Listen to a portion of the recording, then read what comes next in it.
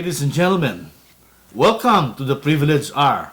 In tonight's episode of the Privileged Hour, we will focus our discussion on the Consular Outreach Program.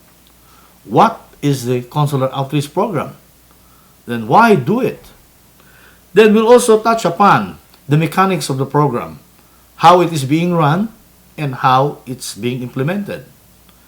Then we'll hear stories and explore what's happening in the real world, in real life, how it's being implemented in actuality.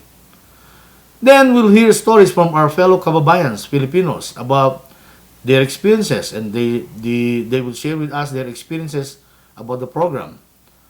And finally, we will attempt to come up with recommendations and suggestions on solutions on how to improve the program. Ladies and gentlemen, my name is Hermo Paktakan, and with me are my colleagues, Nikki here. Good evening. And Z. Good evening, ladies and gentlemen. Welcome to the Privileged Hour. Consular Outreach Program. What is it? And why do it? Gentlemen, anyone? Z? Well, you know what? Just simply by visiting any of these Philippine Consulate General or Philippine embassies on the homepage, you'll be able to define or to find a definition for the Consular Outreach Program. And I may quote from their website. It says that the embassy or Consulate General conducts regular consular outreach missions to bring its various consular services to Filipinos residing in other provinces, like in the case of Canada, under its jurisdiction. The schedule of the outreach program is posted in their website, in their homepage of the Consulate General, like in the case of Canada, it's in Vancouver or is in Ottawa, as a general website. So basically, if you want to find a better definition, you can't find it anywhere else but on the website of the Philippine Consul General. So basically, in short, the essence of the Consular Outreach Program is to bring the government and government services closer to the people, to the nationals and citizens of the Philippines. You agree? And that's by all rights. That's a beautiful definition, and by its rights, that's the best approach or outreach program that such vast countries like Canada or like the United States that requires such outreach programs available. And I congratulate the embassies and the general consuls or consul general of the Philippines across those nations to provide services closer to their citizens in different provinces or various provinces or different territories. Nikki, care to add anything to that? Yeah, that's a very good point. This is a program designed to help our kababayans, and we should take advantage of the programs that the Philippine Consular Office is trying to put out, and be aware of all the things that they've been doing, all the activities. This is not just to reiterate that there's a lot of other programs apart from the consular outreach that the government is doing. So the consular office is this is just a part of the thing they're doing. You know, and just adding a final note is I really do commend them for doing such a good job or providing such a good program. Now let's talk first about requirements for applying a Philippine passport, Z. Well, okay. I mean, once again, the website of the Consulate General of the Philippines, it clearly stipulates. But again, for the interest of our viewers and just to let them know where they can get it, again, it's the Consulate General of the Philippines. You can go on their websites, and definitely you'll be able to find on the home page of any program, outreach programs, and you'll find what they have written in there. So I may quote from their websites once more. The requirements for renewal of your passport, as first is they need to have a duly accomplished passport application form. Okay, that's one. The second one, they need to have your latest passport. Okay. And they need to have one photocopy of each page or data page on your passport. They need as well to have a copy of a valid any valid identification card Such as? where Okay. where your middle name is fully spelled Okay. out. I mean, now you know that the middle name is always abbreviated, but Yeah. they want it to be fully spelled. Viewers, please note of that. Yeah, for example, like they need such as a driver's license or any government issued ID. They basically, or birth certificate or marriage certificate or baptismal certificate. Provincial driver's license. Provincial driver's license, yeah. How about Other requirements, they say, is proof that the applicant has not applied for foreign citizenship. okay. Thirdly, or number 6, they said self-addressed return envelope express post. Self-address is stamped, I think. Envelope. Envelope. Envelope. Yeah, Of that's course, very any important. envelope should be stamped as well. Yeah. Right? Yes, it's very important. So yes, like you can just get that through Canada Post in this case. The last one is passport fees, a non-refundable passport fees of $60. Sorry, It's now $70. Sorry, 75. 75. Apologize. Yes, You think it's $75. 75? $75. $75. In the form of cash or manager's check addressed to the consulate general, or Money order. draft, money Yeah. order or money draft. Yeah, draft, yeah. Again, addressed to Philippine. Philippine Consulate General. Okay. And this is pretty much all the requirements is easy, and it can be accomplished at the time of the application. So again, these requirements are extreme. I mean, I would say explicitly expressed in a very clear, concise wordings about what's required on the website. Again, the Consulate General website. Now, what you've just discussed, is are the requirements for applying for a Philippine passport, right? Yes. Now, let's talk about the procedure on how you make the application from first step to the final step. Anyone care to discuss that, Nikki? So if we're talking about booking an appointment with the Philippine Consular Office in Vancouver or the outreach program, Yes. is the same system. Okay, they have a third party administering the consular outreach program, but as far as the Vancouver Consular Office is, you go to the website www.vancouverpcg.org, and this is where you book your appointments online. And on the specific web page, you will see the available times, and you pick a date, and you'll see the available times, time slot that you have to be there. And mind you, you have to be at least an hour Fairly. early. Yeah. Okay, so you don't miss your appointments. And the consular office in Vancouver has moved to BC Place, Right. and it's a very beautiful office right now. It's a big place. It could possibly accommodate at least 100 people in there, and easy.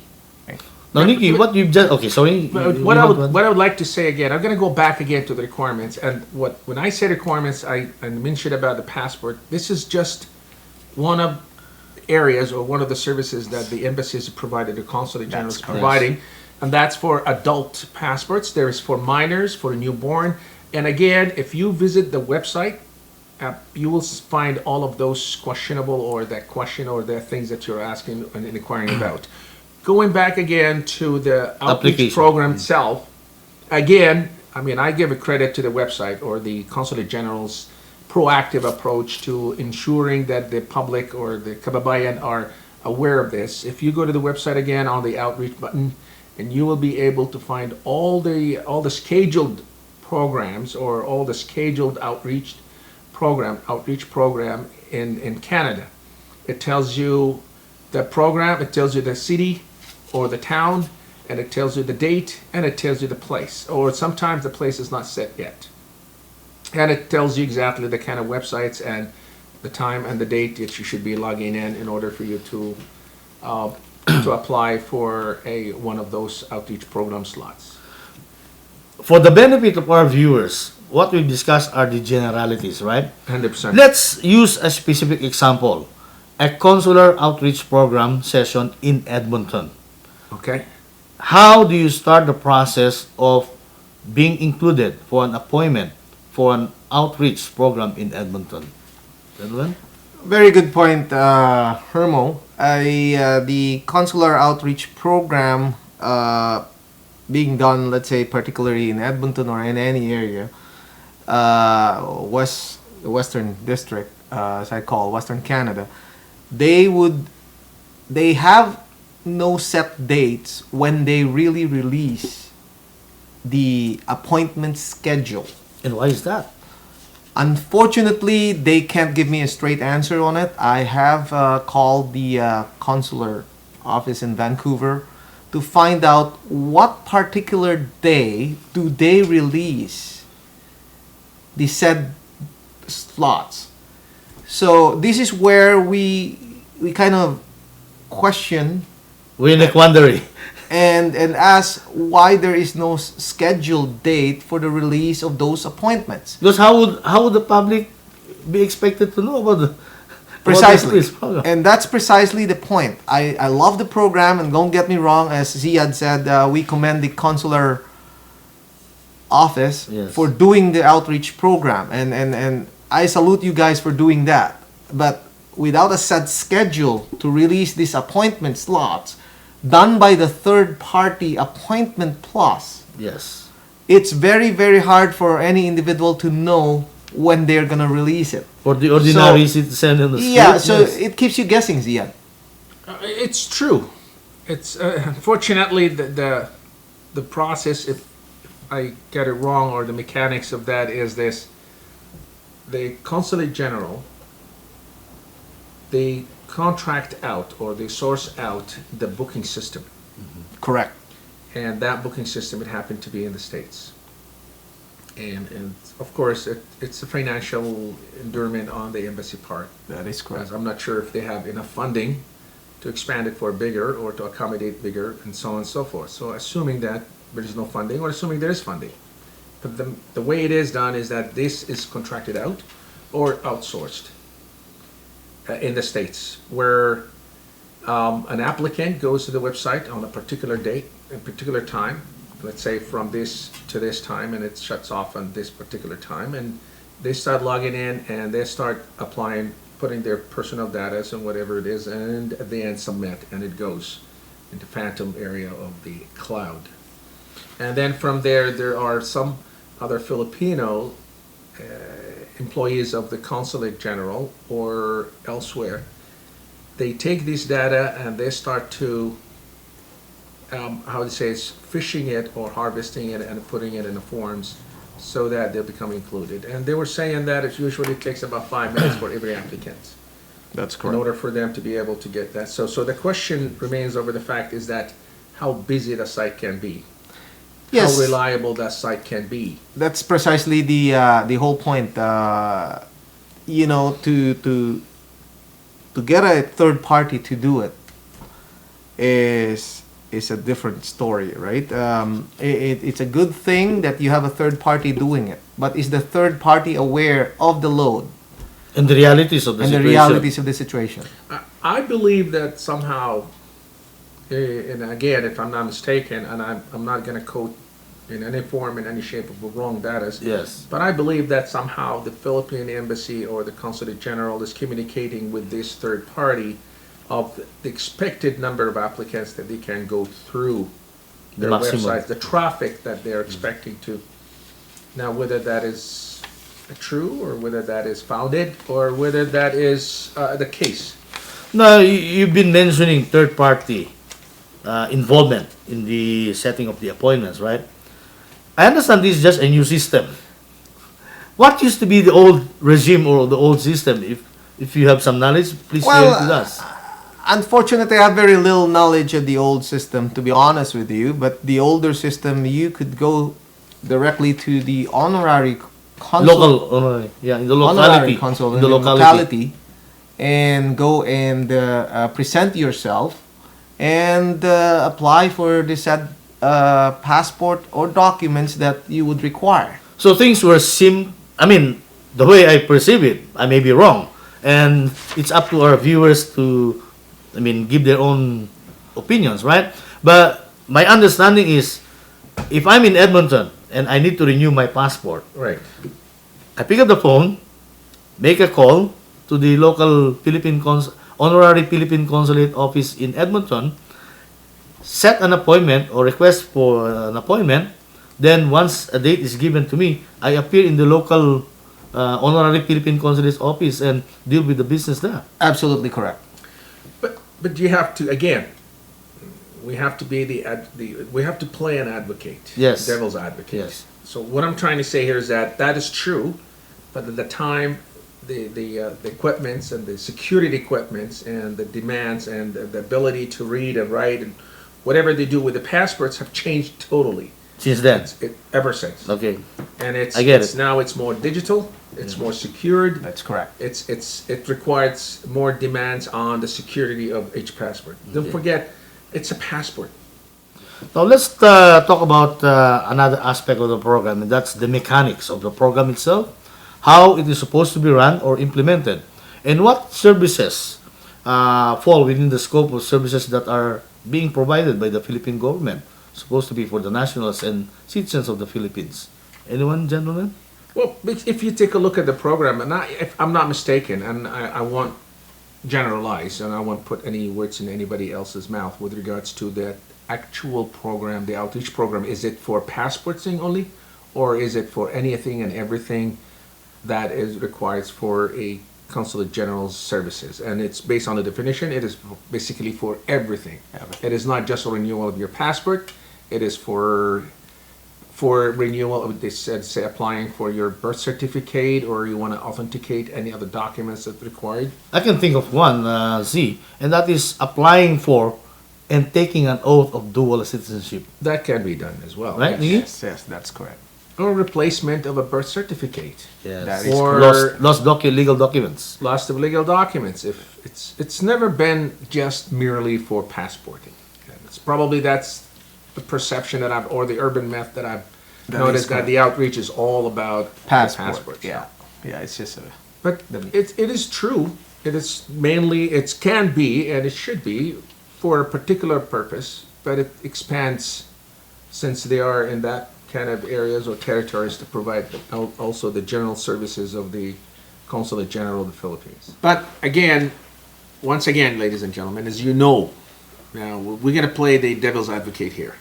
And we're talking about passport.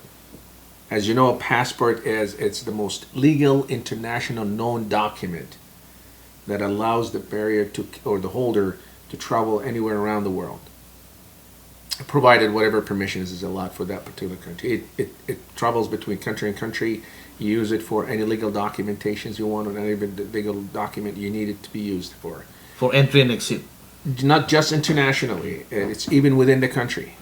It's a legal document or legal ID. You could use it for any purpose.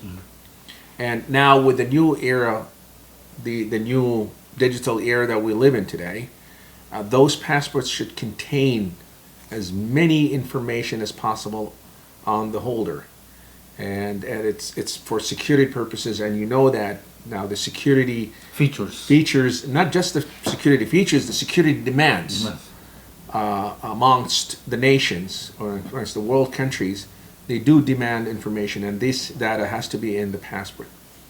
So being in that demand and having that kind of demand for security as well, it requires that the passport should always be in line with the international agreements on information, and it have to be secured and have to be traded amongst the nations. So the old way of sending your passport to the consulate general or the honorary consulate general, in that term, she will take care of it and send it to the actual consulate general or the embassy, that's gone. It's dead. The Philippine embassy, as much as other nations now, they're going on a modernizations of securing passports and using data that requires to secure this passport, because it is international recognized, the only international recognized document that allows you to travel between country and country, and the only or the most required or accepted, I would rather say, accepted documents if you want to apply for anything and everything within the country itself. I got my passport. Yep, you can apply for anything because that's your ID. That's who you are, and it's all about you. So, in short, it has to be digital. In short, it has to go with what the country, like in this case, the Philippine General Consulate, has to require as far as whether it has to contain biometrics of the holder, or it has to have a different informations that with regards to about the bioholder or about the holder as they are used across the international domain every time it's used. That's my take on why we can't use the old system. Where if you are an applicant and you want to go, so you go to the honorary consul, make an appointment, pass the information to them, and they send it or courier it to the embassy or to the consulate general within the country of residence. That's changed and that's dead already and it's old. So it's out with the old and with the new, the digital world. And that's why I said that we go with what it's required by the embassy or by the consulate general. And that's my take on these things. Thank you very much, Steve, for that brilliant exposition on the legal framework of passports, and that it must comply with the internationally accepted standards because we operate in the family of nations, right? 100%. Well, gentlemen, any final thoughts before we wrap up tonight's episode? I have one point to say, and I would like to reiterate about that, is that whenever there is an outreach program, or if every time you want to know of any outreach program within your area, it's my advice to you is you just keep visiting the Philippine Consulate General and just be very proactive and be involved. I mean, it's everything is in there. And you just go and visit the website. Now everyone contains and everyone has those devices, that portable devices that you can log in anytime and you can access it anytime. So my advice to you, just visit the website, get as much information as you have, be as ready as you have to be. Okay. Nikki, final thoughts? Well, very good points, Ziad. Visit the website, and that's very important to get more information on upcoming outreach programs and other activities that the government is doing. Well, thank you very much, gentlemen. Your opinions are very much appreciated and very informative. And for our next episode, ladies and gentlemen, we will deal with the exploring the what's happening in the real world insofar as the mechanics of the implementation of the program, consular outreach program. What are the flaws or shortcomings, if any, that is characteristic of the program? And we'll hear experiences being shared or will to be shared by our fellow kababayans about their experience with the implementation of the consular outreach program. And also, we will come up on future episodes with recommendations and solutions in order to improve the system. Thank you very much, dear viewers, for staying tuned with us tonight in our tonight's episode. And remember, at the Privileged Hour, together we can change the world for the better. And remember, this is the Privileged Hour. Good night, folks. Good night, folks.